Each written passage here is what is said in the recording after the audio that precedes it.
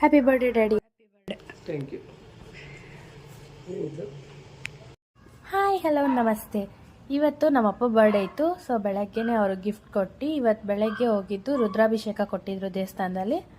ಕೋಣನಕುಂಟೆಯಲ್ಲಿರೋ ಶಿವನ ದೇವಸ್ಥಾನಕ್ಕೆ ಹೋಗಿ ಮತ್ತು ಅಲ್ಲಿಂದ ಇನ್ನೊಂದು ದೇವಸ್ಥಾನದಲ್ಲಿ ಅಭಿಷೇಕ ಇತ್ತು, ಸುಬ್ರಹ್ಮಣ್ಯ ದೇವಸ್ಥಾನಕ್ಕೆ ಹೋಗಿ ಹಾಗೆ ಇನ್ನೊಂದು ದೇವಸ್ಥಾನ ನೋಡಿಕೊಂಡು ಆಮೇಲೆ ಕೇಕ್ ಆರ್ಡರ್ ಕೊಟ್ಟಿದ್ನಲ್ಲ ಅದು ಅಮಾಸ್ಗೆ ಹೋಗಿ ಡೆಲಿವರಿ ಇಸ್ಕೊಂಡೆ.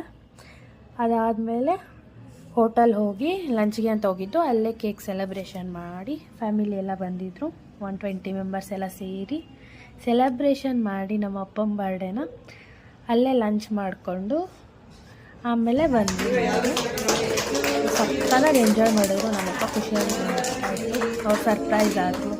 ಇನ್ನೂ ಜಾಸ್ತಿ ಮಾಡಬೇಕಿತ್ತು ಬಟ್ ಟೈಮ್ ಇರಲಿಲ್ಲ. ದೇವಸ್ಥಾನ ಅದು ಇದು ಅಂತ 50 ಇಯರ್ಸ್ ಆಗಿದ್ದರಿಂದ ಅಭಿಷೇಕ ಅದೆಲ್ಲ ಕೊಟ್ಟಿರೋದ್ರಿಂದ ಲೇಟ್ ಆಯಿತು. ಆಮೇಲೆ ಎಲ್ಲರೂ ಲಂಚ್ ಮಾಡ್ಕೊಂಡ್ವಿ. ಲಂಚ್ ಮಾಡಿಕೊಂಡು ನಾನು ತಿಂದ್ಕೊಂಡೆ. ನಾನು ರೋಟಿ ಕರಿ ನಾರ್ತ್ ಇಂಡಿಯನ್ ತಿಂದೆ, ಫ್ಯಾಮಿಲಿ ಎಲ್ಲ ಸೌತ್ ಇಂಡಿಯನ್ ತಿಂದರು. ಅಂದರೆ ಅವರೆಲ್ಲ ಜಾಸ್ತಿ ಟ್ರೆಡಿಷ್ನಲ್ ಅಲ್ವಾ, ನಾವೆಲ್ಲ ಅಷ್ಟೊಂದಿಲ್ಲ. ಆಮೇಲೆ ಮನೆಗೆ ಹೋಗ್ತಾ ಆಮೇಲೆ ಹಂಗೆ ಸ್ವಲ್ಪ ಹೊತ್ತು ಆದಮೇಲೆ ಫೋರಮ್ಗೆ ಹೋಗೋಣ ಅಂತ ಹೋದ್ವಿ. ಅಲ್ಲಿ ಕಾರ್ ಮೇಲೆ ಬರೆದಿದ್ರು driver life is a waste but not rest ಅಂತ. ಅದು ನಿಜ ಅಲ್ವಾ? ಹಾಗೆ ಫೋರಮಲ್ಲಿ ಸುತ್ಕೊಂಡಿದ್ವಿ. ನಮ್ಮ ಅಪ್ಪಂಗೆ ಮೂವಿ ಅಂದರೆ ತುಂಬ ಇಷ್ಟ, ಬಟ್ ಯಾವ ಮೂವಿ ನೋಡಿದ್ರು ಒಂದು ಕೂಡ ಚೆನ್ನಾಗಿರೋದಿರಲಿಲ್ಲ. ಸೊ ಯಾವುದೋ ಆಪ್ಷನ್ ಇರಲಿಲ್ಲ ಮೂವಿಗೆ ಹೋಗೋಕ್ಕೆ ಅಂತ ಫೋರಮಲ್ಲಿ ಸುತ್ಕೊಂಡ್ವಿ. ಮತ್ತು ನಮ್ಮ ತಾತ ಲಂಚಿಗೆ ಬಂದಿರಲಿಲ್ಲ, ಅವ್ರನ್ನ ಡಿನ್ನರ್ ಕರ್ಕೊಂಡು ಹೋಗಬೇಕಾಗಿತ್ತು.